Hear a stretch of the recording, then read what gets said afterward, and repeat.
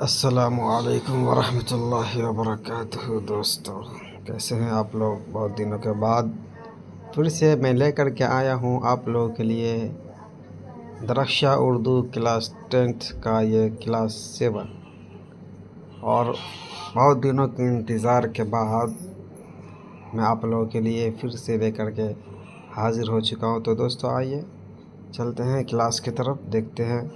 میں آج کا جو ٹاپک ہے وہ ہے سر سید احمد خان۔ سر سید احمد خان دلی کے ایک معزز گھرانے میں 1817 میں پیدا ہوئے۔ سر سید کی تربیت ان کی والدہ کے زیر سایہ ہوئی۔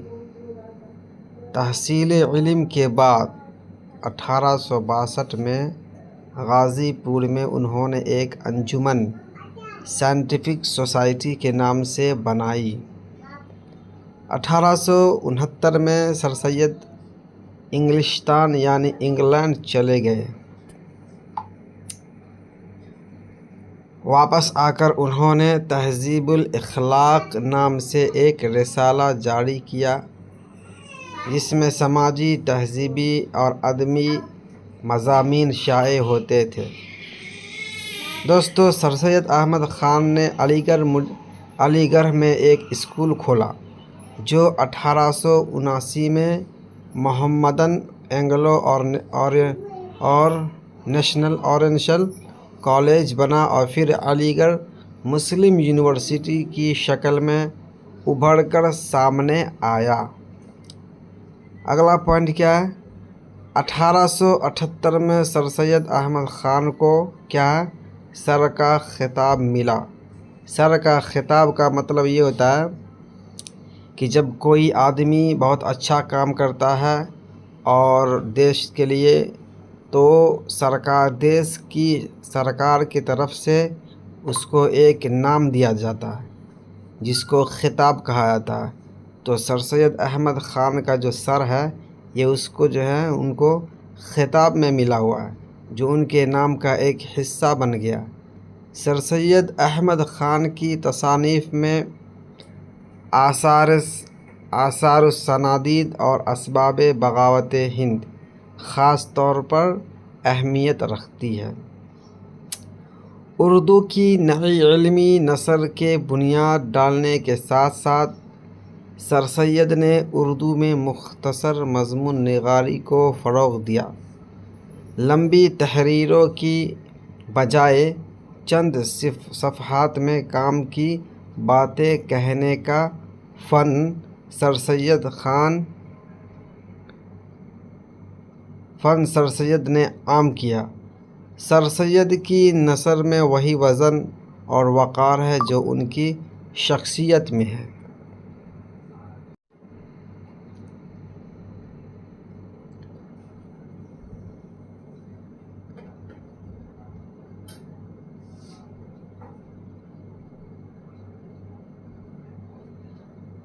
اب آتے ہیں سر سید احمد خان کا انتقال کب ہوا؟ تو سر سید احمد خان کا انتقال 1898 میں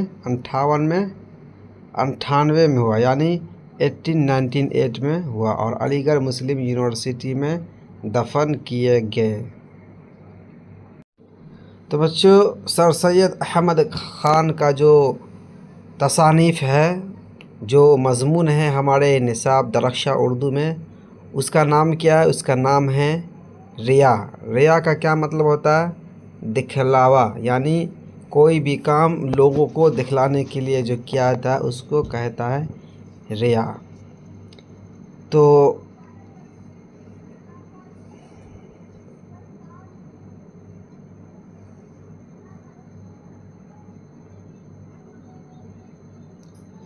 دنیا میں ایسے لوگ بھی بہت ہے جن کا ظاہر کچھ اور باطن کچھ ہوتا ہے، یعنی دکھنے میں کچھ اور اندر سے کچھ اور ہوتا ہے۔ دنیا دار اور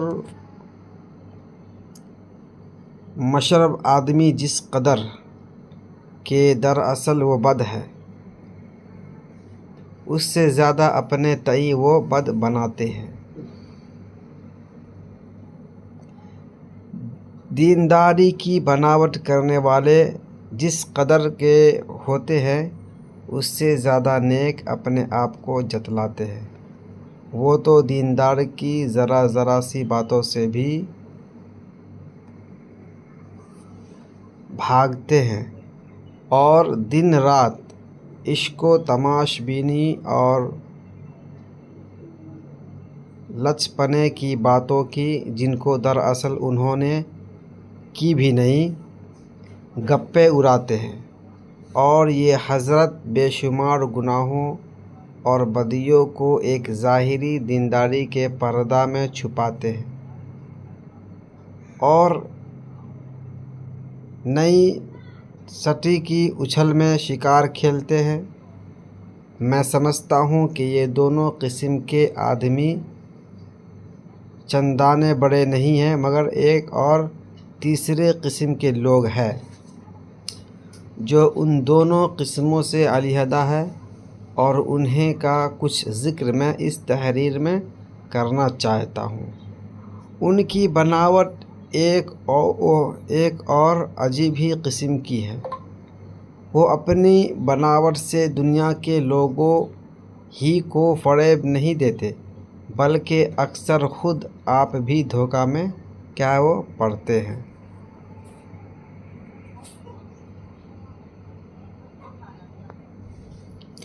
وہ بناوٹ خود ان کے دل کے حال کو چھپاتی ہے۔ جس قدر کے در حقیقت وہ نیک ہیں، اس سے زیادہ ان کو نیک جتاتی ہے۔ پھر تو وہ لوگ یا اپنی بدیوں پر خیال ہی نہیں کرتے یا ان بدیوں کو نیکی سمجھتے ہیں۔ مقدس داؤد نے نہایت دلچسپ لفظوں میں اس برائی سے پناہ مانگی ہے اور اس طرح پر خدا کی مناجات کی ہے: کون اپنی غلطیوں کو سمجھ سکتا ہے؟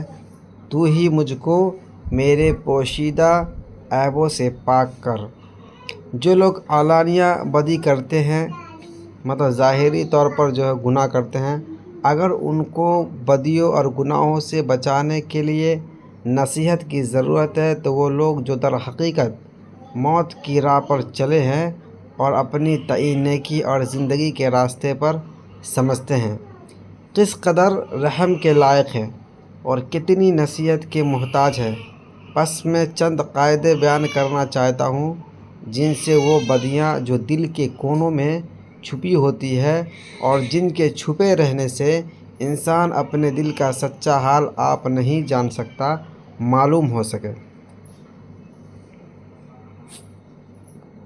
عام قاعدہ تو اس کے لیے یہ ہے کہ ہم خود اپنے آپ کو ان مذہبی اصولوں کو جو ہماری ہدایت کے لیے مقدس کتاب اللہ میں لکھے ہیں جانچیں اور اپنی زندگی کو اس پاک شخص کی زندگی سے مقابلہ کریں جس نے یہ فرمایا ہے کہ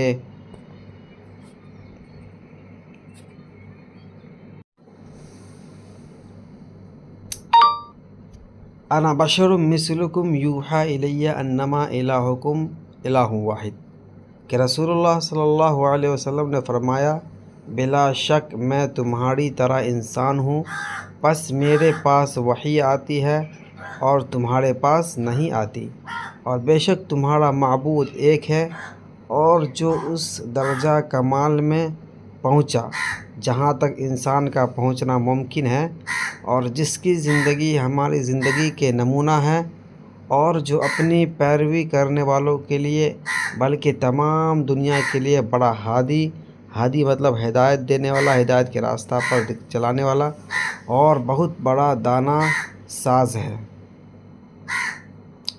ان دونوں قاعدوں کے برتنے میں بڑی بڑی غلطیاں پڑتی ہیں۔ کچھ تو لوگوں کی سمجھ میں غلطیاں ہوتی ہے اور کچھ آپس میں اختلاف رائے ہوتا ہے جو بن ہوئے رہ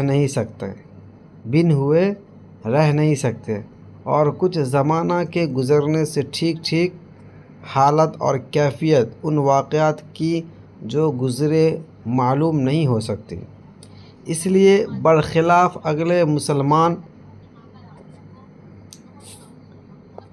منصفوں کے صرف انہی قاعدوں کے بیان کرنے میں اکتفا نہیں کرتا بلکہ اور بھی قاعدے بیان کرتا ہوں جو انسان کو ٹھیک مطلوبہ راہ پر لے آتے ہیں۔ اپنے پوشیدہ عیبوں کے معلوم کرنے کا ایک عمدہ قاعدہ یہ ہے کہ ہم اس بات پر غور کریں کہ ہمارے دشمن ہم کو کیا کہتے ہیں۔ ہمارے دوست اکثر ہمارے دل کے موافق ہماری تعریف کرتے ہیں تو ہمارے عیب ان کو عیب ہی نہیں معلوم ہوتا، اور یہ ہماری خاطر کو ایسا عزیز رکھتے ہیں کہ اس کو رنجیدہ نہ کرنے کے خیال سے ان کو چھپاتے ہیں، یا ایسی نرمی سے کہتے ہیں کہ ہم ان کو نہایت ہی خفیف سمجھتے ہیں، یعنی ہلکا سمجھتے ہیں۔ برخلاف یعنی اس کے اپوزٹ اس کے دشمن ہم کو خوب ٹٹولتا ہے، کونے کونے سے ڈھونڈ کر ہمارے عیب نکالتا ہے۔ گو دشمنی سے چھوٹی بات کو بہت بڑا کر دیتا ہے، مگر اکثر اس کی کچھ نہ کچھ اصلیت ہوتی ہے۔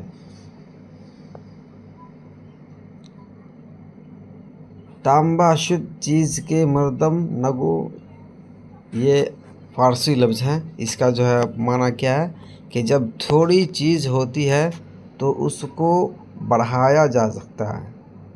دوست ہمیشہ اپنے دوست کی نیکیوں کو بڑھاتا ہے اور دشمن عیبوں کو، اس لیے ہم کو اپنے دشمن کا زیادہ احسان مند ہونا چاہیے کہ ہم کو ہمارے عیبوں سے مطلع کرتا ہے۔ اگر ہم نے اس کی طعنوں کے سبب ان عیبوں کو چھوڑ دیا تو دشمن سے ہم کو وہی نتیجہ ملا جو ایک شفیق استاد سے ملنا چاہیے تھا۔ یعنی دیکھیے، اس سے یہ بات معلوم ہوتا ہے کہ ہمارے جو دوست ہوتے ہیں نا دوستو، تو وہ آپ کو اچھی ہی بات بولیں گے، آپ کے برائی کے بارے میں وہ تذکرہ نہیں کرے گا، آپ کے سامنے آپ کی برائی نہیں کرے گا۔ لیکن آپ کا جو ایک دوست ہوتا ہے نا، تو آپ کے اندر جو بھی برائی ہوگی، جو بھی عیب ہوگا، ان سب کو اجاگر کرے گا۔ تو اس سے ہم کو کیا پتہ چلتا ہے کہ ہم دشمن کے ذریعے بتائے گئے عیبوں کو ہم اپنے اندر سے دور کر سکتے ہیں۔ تو اس حساب سے جو ہمارا دشمن ہوئے وہ ہمارا ایک استاد کے طور پر جو ہے بن جاتا ہے۔ دشمن جو عیب صحیح یا غلط ہم میں لگاتا ہے ہمارے فائدے سے خالی نہیں ہے۔ ہمارے جو دشمن ہوتے ہیں وہ ہمارے بارے میں جو بھی برائی کرتے ہیں وہ ہمارے فائدے سے خالی نہیں، اس میں ہمارا ہی فائدہ ہے۔ اگر وہ ہم میں ہوتا ہے، اگر وہ جو برائی کر رہا ہے اور وہ ہمارے اندر ہوتا ہے تو ہم اپنے عیب سے مطلع ہوتے ہیں، جان جاتے ہیں، اور اگر نہیں ہوتا تو خدا کا شکر کرتے ہیں کہ وہ عیب ہم میں نہیں ہے۔ سچ ہے کہ دشمن از دوست ناسا، یعنی یہ فارسی لفظ ہے، اس کا معنی آگے ہم بتاتے ہیں۔ اس کا جو معنی ہے، دشمن دوست سے زیادہ ناصح یعنی نصیحت دینے والا اس لیے ہے کہ وہ دوست سوائے نیکی کے اور کچھ نہیں کہتا، اور وہ دشمن سوائے برائی کے اور کچھ نہیں کہتا۔ اسی لیے ہمارے جو دشمن ہوتے ہیں وہ ہمارے لیے نصیحت کے لیے ہوتے ہیں، نصیحت کے لائق ہوتے ہیں، ناصح ہوتے ہیں، نصیحت کرنے والا ہوتا ہے۔ پلوٹارک کا دشمنی کے فائدوں پر جو مضمون ہے اس میں اس نے ایک بات لکھی ہے کہ دشمن جو ہم کو بدنام کرتے ہیں اس سے ہم کو ہماری برائیاں معلوم ہوتی ہے، اور ہماری گفتگو میں اور ہمارے چال چلن میں اور ہماری تحریر میں جو نقص، جو غلطیاں، وہ بغیر ایسے دشمن کے مدد کے کبھی معلوم نہیں ہوتے۔ یعنی سوچ لیجئے، آپ کچھ کتاب لکھے ہیں تو آپ اپنے دوستوں کو دکھائیں گے کہ دیکھیے ہم نے جو کتاب لکھی ہے کیا وہ صحیح ہے؟ تو ہمارے جو دوست ہوں گے وہ غلطی غلطیوں کو چھپا دیں گے اور کہیں گے واہ بہت اچھا ہے، ٹھیک ہے، بہت اچھا لکھا ہے، لیکن ایک ہمارے جو دشمن جو ہوں گے وہ ہر غلطی کو نکال کر کے، ہر غلطی کو جو ہے نچوڑ کر کے ہمارے سامنے پیش کریں گے کہ دیکھیے آپ نے یہاں غلطی کی ہے، آپ نے وہاں غلطی کی ہے۔ تو اس سے کیا ہوتا ہے کہ ہمارے اندر ایک سدھار کرنے کا موقع مل جاتا ہے۔ الحاصل القیاس، اگر ہم خود اپنے آپ کو سمجھنا چاہے کہ ہم کیا ہے تو ہم کو اسی بات پر غور کرنا چاہیے کہ جو لوگ ہماری تعریف کرتے ہیں اس میں سے ہم کو کس قدر کے مستحق ہے، اور پھر یہ سوچنا چاہیے کہ جن کاموں کے ذریعے وہ تعریف کرتے ہیں ہے یا نہیں، اور پھر ہم کو یہ بھی سمجھنا چاہیے کہ وہ نیکیاں جن کے سبب ہماری تعریف کرنے والے ہماری تعریف کرتے ہیں دراصل ہم میں کہاں تک ہیں۔ ان باتوں پر انسان کو بخوبی غور کرنا نہایت ضروری ہے، کیونکہ ہمارا یہ حال ہے کہ کبھی تو ہم لوگوں کی رائیوں کو جو ہماری نسبت ہے پسند کر کے اپنے تئیں بہت بڑا سمجھنے لگتے ہیں، اور کبھی ان کو ناپسندیدہ کرتے ہیں، اور جو کچھ ہمارا دل کہتا ہے اس کے مقابلے میں ان تمام رائیوں کو نہیں مانتے۔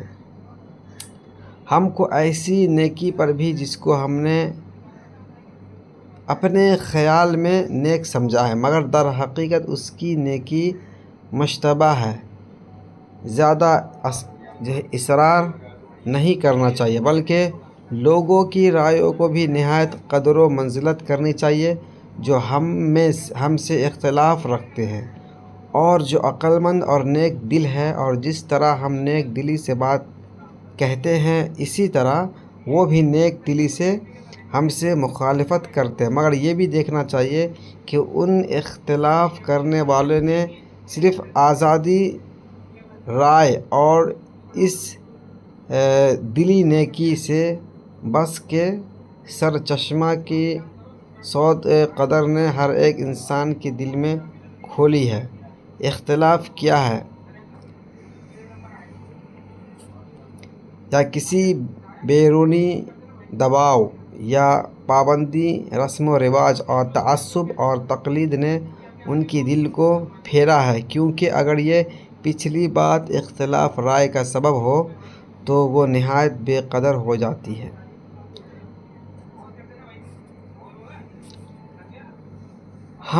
جہاں ہم کو دھوکہ کھانے کا احتمال ہے وہاں ہم کو نہایت ہوشیاری اور بہت خبرداری سے کام کرنا چاہیے۔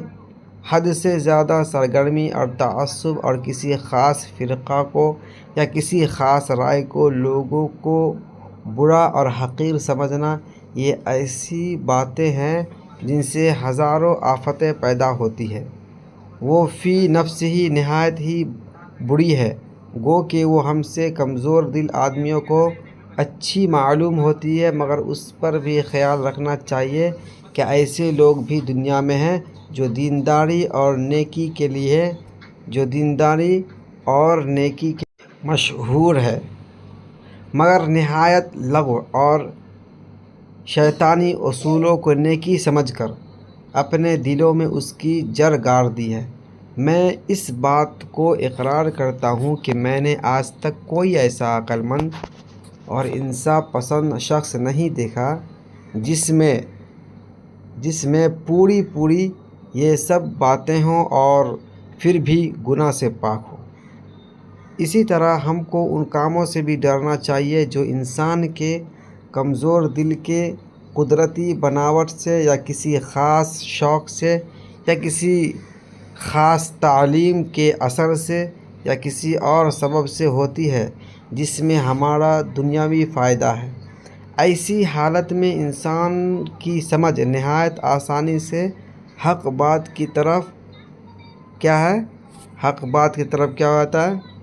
پھر جاتی ہے، اور اس کا دل غلطی کی طرف مائل ہو جاتا ہے، اور یہی باتیں جن کے سبب سے تعصب اور ہزاروں غلطیاں، پوشیدہ برائیاں اور لامعلوم عیب انسان کے دل میں گھس جاتے ہیں، جس کام کے کرنے میں عقل کے سوا اور جذبوں کی بھی ترغیب ہو، اس کے کرنے میں عقل مند آدمی کو ہمیشہ ڈرنا اور ہمیشہ اس پر شبہ کرنا چاہیے کہ ضروری کہ جس کام کے کرنے میں عقل کے سوا اور جذبوں کی بھی ترغیب ہو، اس کے کرنے میں عقل مند آدمی کو ہمیشہ ڈرنا اور ہمیشہ اس پر شبہ کرنا چاہیے کہ ضرور اس میں کوئی نہ کوئی برائی چھپی ہوئی ہوگی۔ ان اصولوں پر اپنے خیالوں کو جانچنا اور اپنے دل کو ٹٹولنا اور دل کے تاریک جذبوں کو ڈھونڈنا ہمارے لیے اس سے بڑھ کر کوئی چیز مفید نہیں ہے۔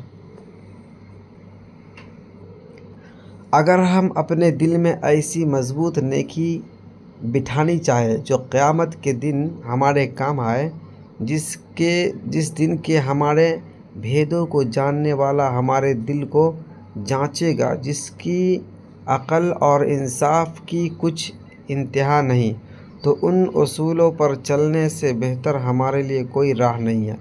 ہمارے بانی اسلام نے جب ہم کو یہ سکھایا کہ خدا ہر جگہ حاضر و ناظر ہے، ہمارے دل کے چھپے بھیدوں کو جانتا ہے، تو اس نے کسی خوبی اور خوبصورتی سے اس ریاکاری کی برائی ہم کو بتلائی جس سے انسان دنیا کو دھوکہ دیتا ہے اور خود اپنے آپ کو ہی فریب میں ڈالتا ہے۔ داؤد علیہ السلام نے بھی اپنی مناجات میں اس ریاکاری کے خوف کو، جس سے انسان خود اپنے آپ کو دھوکہ دیتا ہے، نہایت دلچسپ لفظوں میں ادا کیا ہے، جہاں اس نے کہا کہ اے خدا، مجھ کو جانچ، میرے دل کی تہ کو ڈھونڈ، میرے خیالوں کو دیکھ، مجھ کو بخوبی پرکھ کہ مجھ میں کسی برائی نے راہ کی ہے، اور مجھ کو ایسی راہ پر لے چل جو ہمیشہ قائم رہے۔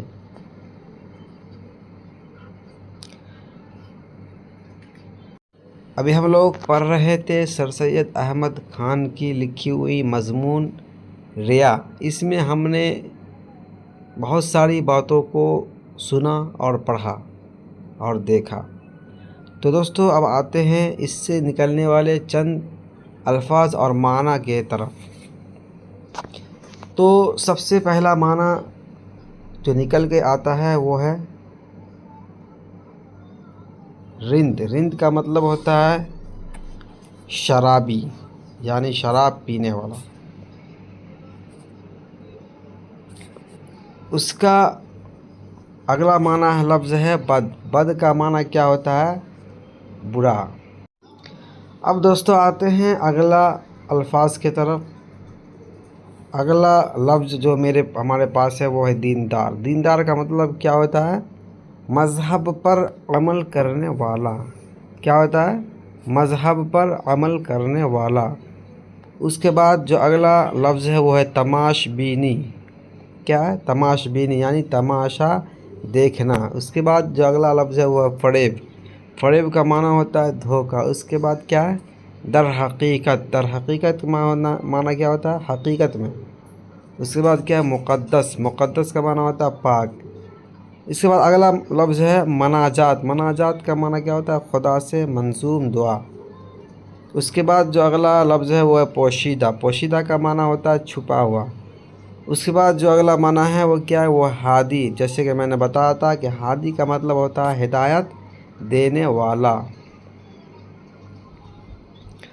اس کے بعد دوستو اگلا لفظ ہے دانا۔ دانا کا مطلب ہوتا ہے جاننے والا یعنی عقل مند۔ اس کے بعد ہے دوستو اتفاقاً۔ اس کا معنی کیا ہوتا ہے؟ قناعت یعنی بھروسہ۔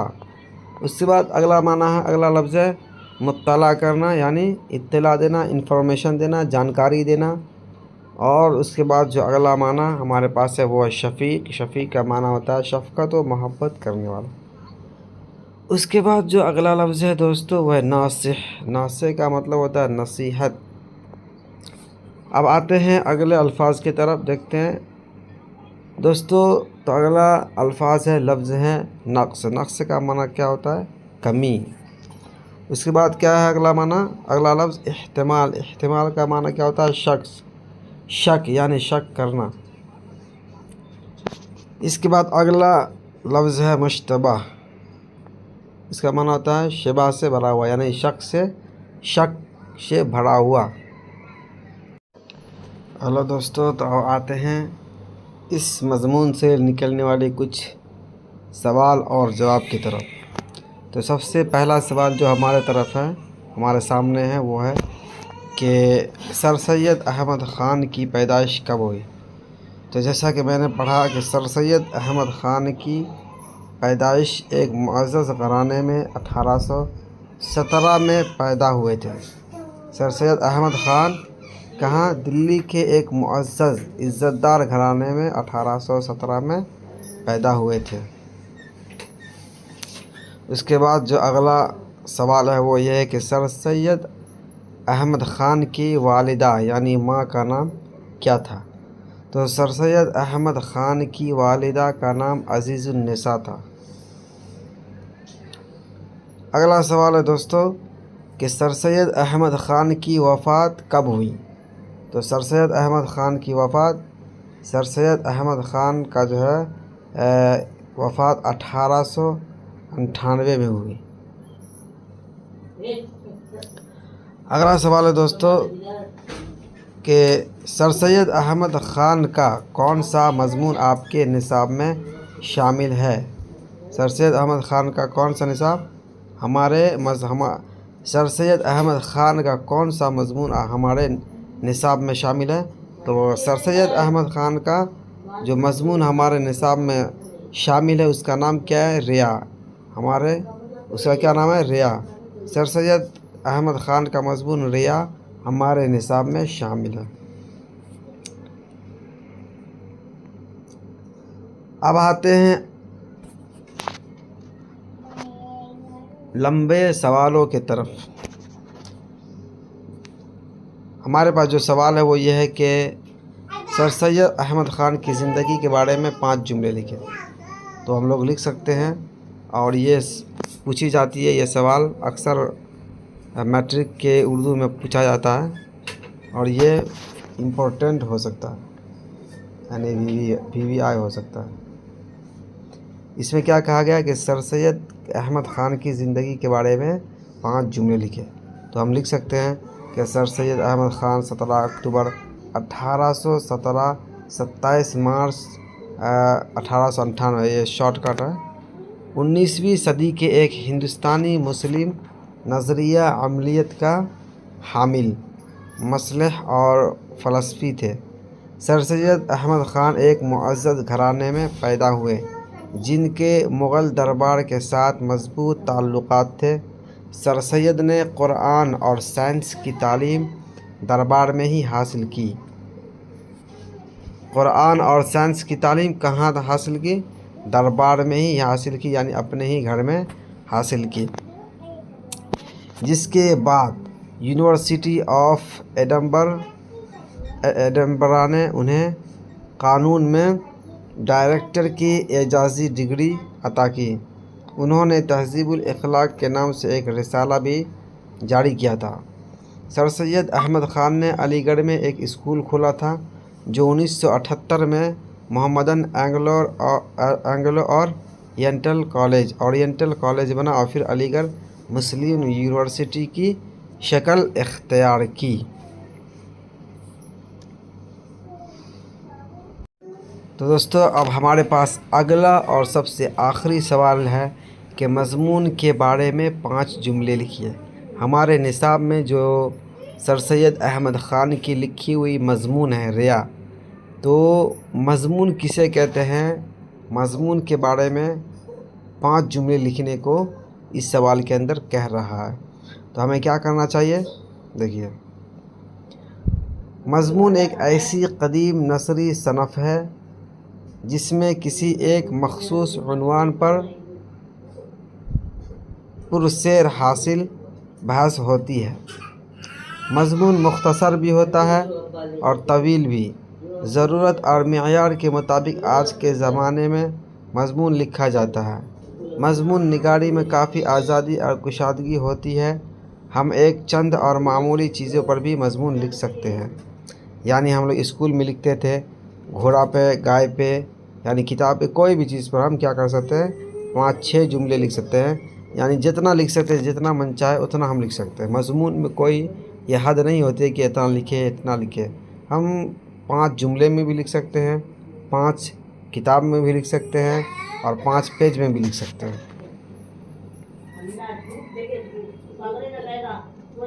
مضمون کئی قسم اور نوعیت کے ہو سکتے ہیں، جسے علمی مضامین، سائنسی مضامین، مذہبی، اخلاقی، اصلاحی اور سیاسی مضامین۔ اردو کی مشہور و معروف مضمون نگاروں میں سر سید احمد خان، محسن الملک، محمد حسین آزاد، الطاف حسین حالی، ذکاء اللہ، خواجہ حسن نظامی، رشید احمد صدیقی کے نام سے جو ہے خاص طور پر قابل ذکر ہے۔